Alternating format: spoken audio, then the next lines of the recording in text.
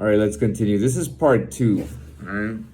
This is part two of capitalism. Okay, so I'll continue. So, really, regardless of winning or the winning or losing side, I was always pro socialism, pro communism. At 23 years old, I visited Cuba and I was pro Castro staunchly. I loved everything he had done. I loved how people feared him, and they were afraid to say anything about him. Even how he had military police and spies everywhere. How he had that place down. I really thought he was the man. I met all these super educated Cubans. Every Cuban was very educated because their education was free. They all went to university and everything, but that's where I was. So I was still on that side, regardless of being on the losing or winning side. Now, I would say that the day that I committed the greatest sin in socialism or Marxism or communism was when I robbed the bank, which was, some odd 7.5 years ago.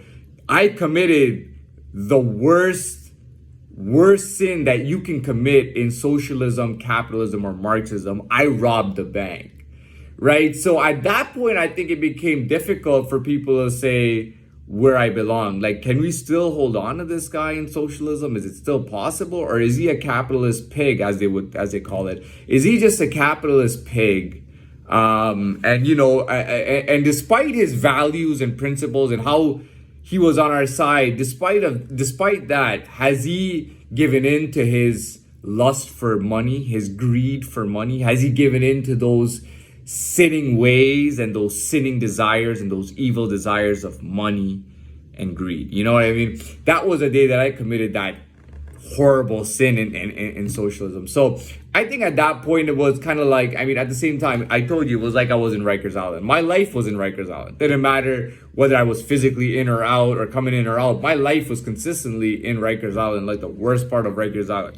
You know what I mean? Where like nobody gives a shit about what you're saying or doing. Like you're in the whole, like you're in the work, like you're there, man. No one cares. You know what I mean? So that was my situation. And you know what? And I say this. So back to why is this relevant? So I posted those videos, those old Dubai videos of my trip some years back, which was after, well, anyways. So I posted those videos, and I gotta tell you, me going to Dubai, that trip alone was really my switch from like not just my switch, but I would say my real movement into capitalism. Okay. Dubai, the Gulf of Arabia, which is Saudi Arabia, Kuwait, Qatar, and so on.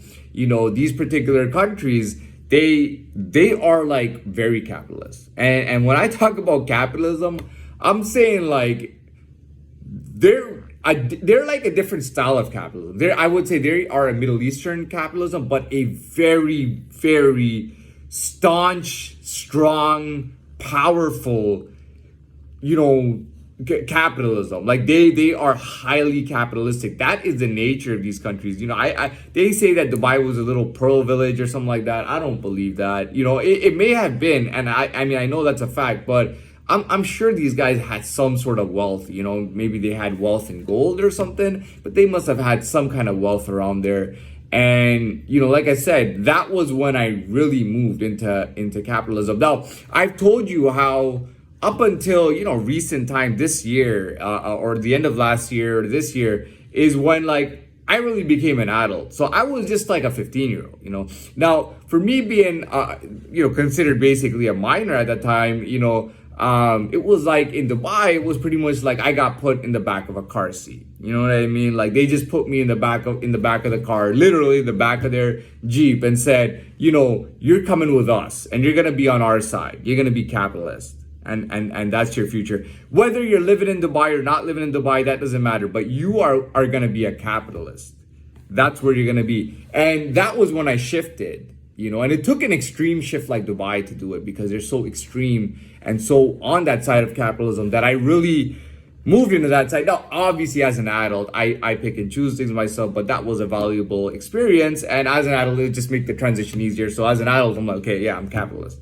You know what I mean? So that was a day, or that was a time that I really moved into this capitalist views and this capitalist life.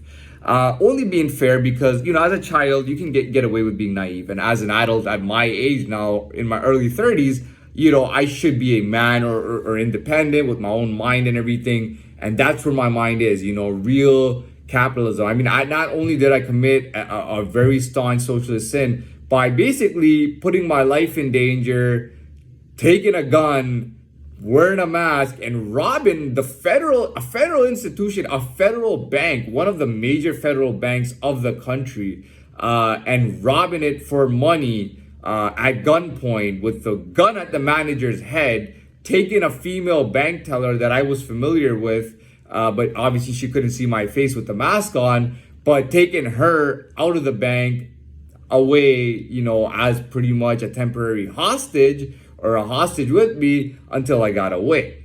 Okay, that sin enough was drastic enough to pull me into capitalism. You know what I mean? Some Middle Eastern countries like Jordan is a kingdom, they claim to be capitalist. They're not very capitalist. I would say they're a weak form of capitalism. You know what I mean? But a place like Dubai is a strong form of capitalism. Now, Dubai does have a bit of a, they don't like mercenary type stuff. They don't like people who rob things and things like that. Their laws are very strict. They don't take shit like that. Everybody's got to do legit work and legit business and make money legit. And they don't like that kind of stuff in their country. But they knew I did that outside of their country at the end of the day. But again, that's